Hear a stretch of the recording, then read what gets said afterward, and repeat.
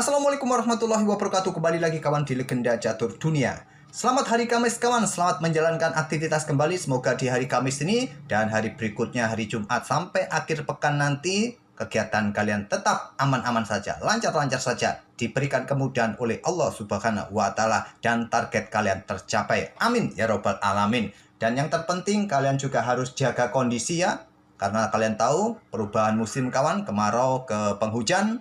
Tentu kalian butuh kondisi yang prima, apalagi kawan-kawan yang beraktivitas di luar ruangan.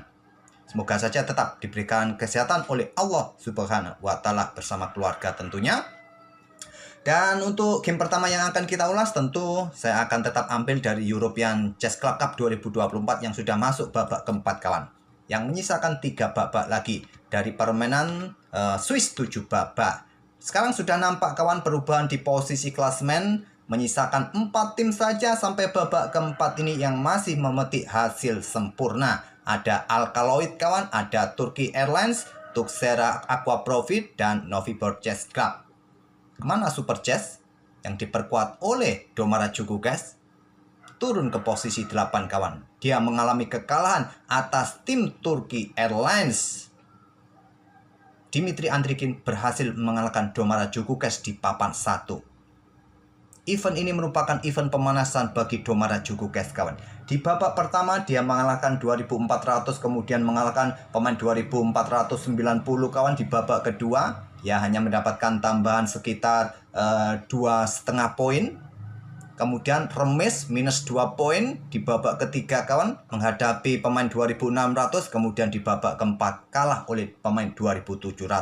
Totalnya minus 5,5 poin Domara Djurgården di event ini dari 4 permainannya kawan. Di papan 2 Nordibek Abdusatrov menang atas Farhan Makhsudov. Di papan 3 Pragnananda kembali kalah. Kekalahan kedua Pragnananda kali ini kalah dari Amin Tabatabai. Di papan 4 Nihal Sarin ditahan imbang oleh Danil Bogdan, dan kemenangan dari Turki Airlines lainnya didapat di papan 5 dari Grandmaster muda Rusia Volodar Mursin. Kemudian papan 6 berakhir miss kawan. Game ketiga ini cukup bagus dari permainan Amin Tabatabai yang menghajar Pragnananda dengan korban-korbannya kawan. Tapi saya simpan terlebih dahulu, nanti siang akan kita ulas. Saya ingin melihat permainannya Domara Djurgården menghadapi Dimitri Andrikin di papan 1. Ini adalah ajang pemanasan kawan bagi Domara Djurgården untuk mempersiapkan diri menantang Ding Liren di bulan November nanti di Singapura di kejuaraan dunia. Apakah sudah siap kawan Domara Djurgården menghadapi Ding Liren? Kita lihat saja nanti kawan. Pion D4 dari Dimitri Andrikin, kuda F6. Kuda F3 terlebih dahulu, pion E6, pion C4, pion D5 Queen's Gambit, kuda C3, gajah B4, Ragozin defense kawan. Menteri B3, ini opsi kelima atau keenam ya. Opsi pertamanya ya keluarkan gajah, sama-sama memberikan tekanan bagi kuda masing-masing. Absolute pin, relatif pin. Biasa akan dibalas dengan pion H6, putih akan langsung menukarkan, gajah sikat kuda F6, ambil balik oleh menteri, pion E3, dan berlanjut rokade, dan bisa melanjutkan dengan benteng C1. Opsi keduanya dengan langkah pion C pukul pion D4, ambil balik menggunakan pion E kawan. Untuk tetap mendapatkan kontrol ya. Kalau menggunakan kuda mungkin terkesan akan menekan kuda C3, tapi kalian kehilangan kontrol di pusat. Ya ini yang paling banyak diambil, kemudian putih akan melanjutkan dengan gajah keluar ke G5, pion H6, gajah paling banyak dipertahankan mundur ke H4, bisa melanjutkan dengan pion G5 ataupun juga dengan langkah pion C5 di sini kawan, terserah kalian. Kembali lagi ke permainan aslinya. Menteri B3, kemudian pion C5, pion dipukul pion C5, posisi gajah tak ada dukungan kawan, tapi ada kuda C6, di sini gajah G5, menteri keluar ke peta A5, menyerahkan posisi kuda F6-nya kawan. Langsung diterima sikat, terlebih dahulu dengan pion D pukul pion C4, tempo ancam menteri, ambil balik oleh menteri, baru pion G ambil gajah F6. Hitam rusak struktur pionnya, tapi punya kompensasi jalur G semi terbuka. Tidak perlu rokade mungkin, naik kawan, dan gajah berkembang, segera koneksikan bentengnya. Ada benteng C1. Menteri ambil pion C5 menantang pertukaran, ditolak, menteri bergeser ke H4. untuk serang pion F6, raja naik ke petak E7, gajah siap dikembangkan, koneksikan dua bentengnya. Di sini pion G3 berikan jalan bagi gajah terang berkembang, dan Gugas menukarkan gajah sikat kuda C3, ambil balik oleh benteng, menteri B4 kawan.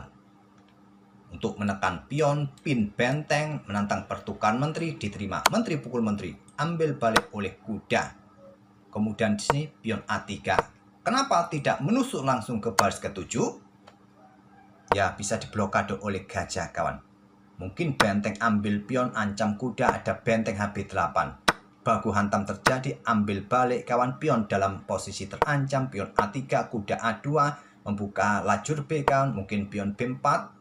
Ini kurang bagus buat putih ya, karena memberikan kesempatan perwira-perwira hitam lebih aktif. Lihat perwira kalian, benteng masih berada di pojok, gajah juga belum keluar kawan. Kembali lagi ke permainan aslinya. Jadi dengan pion A3 terlebih dahulu, kuda D5, benteng C1, kemudian pion E5. Buka akses bagi gajah terang berkembang. Langsung dikembangkan, koneksikan dua benteng sesegera mungkin, bagus kawan. Dia ingin membuka sebanyak mungkin diagonal terang, cukup prinsipal juga untuk mendapatkan ruang dengan pion E5-nya.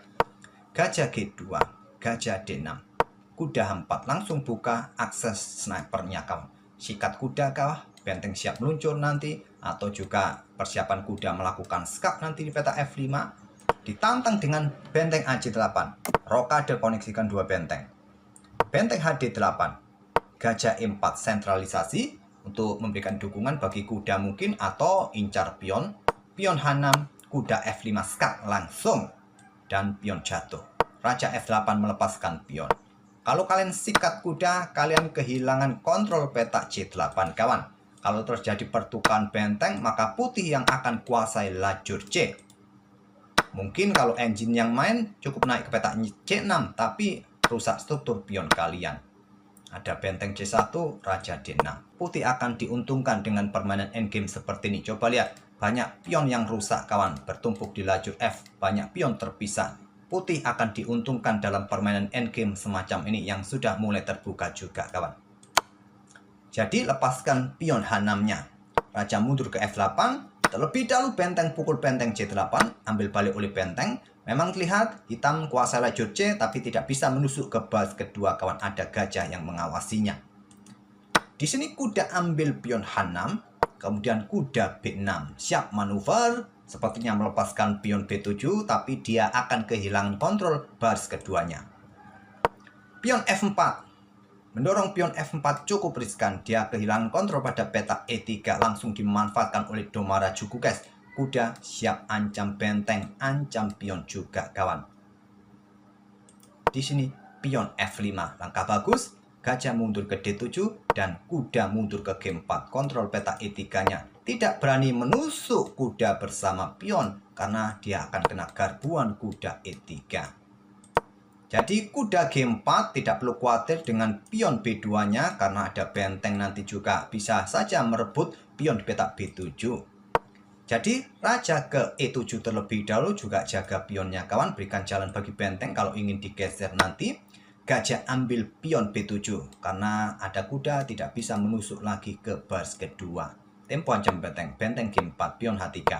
Di sini kuda ke D6, ancam gajah dan coba garbu pion juga. Gajah mundur ke D5. Gajah ambil pion F5. Di sini ada benteng C1. Siap menusuk ke baris ke-7. Gajah sikat kuda G4 terlebih dahulu, ambil balik oleh pion H dan raja geser ke D7. Benteng ancam kuda ataupun juga siap untuk merebut satu pion dan meloloskan dua pionnya kawan, meninggalkan pionnya sendiri di lajur G. Benteng ambil pion G4, benteng A6, benteng ambil pion G3, raja F2 dan benteng H3. Benteng ambil pion A7 skak, mundur kawan, terpaksa ya, karena ada gajah yang mengawasi tidak bisa naik. Nah, kalau kalian pada posisi ini coba rebut pion ini kawan, ya bisa berakhir remis ya. Sikat, sikat, nah bentengnya akan digeser ke B3, bisa berujung remis. Andre ingin mempertahankan posisinya kawan, bermain pion A4, mulai dorong pionnya. Benteng H4, benteng A6 ancam kuda, raja naik ke C7, dorong pion A5, benteng D4 ancam gajah.